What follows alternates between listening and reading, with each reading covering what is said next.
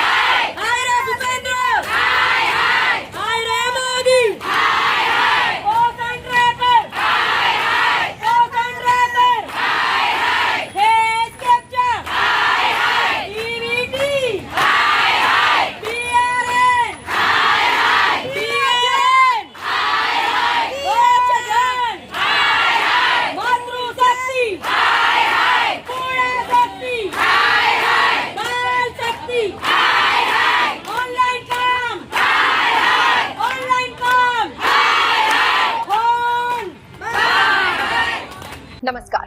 આ હતી આજની મહત્વપૂર્ણ ખબર. આવા જ તાજા, મહત્વના અને સચોટ સમાચાર મેળવવા માટે અપના મિજાજ ન્યૂઝ ચેનલને હમણાં જ લાઇક, શેર અને સબસ્ક્રાઇબ કરો.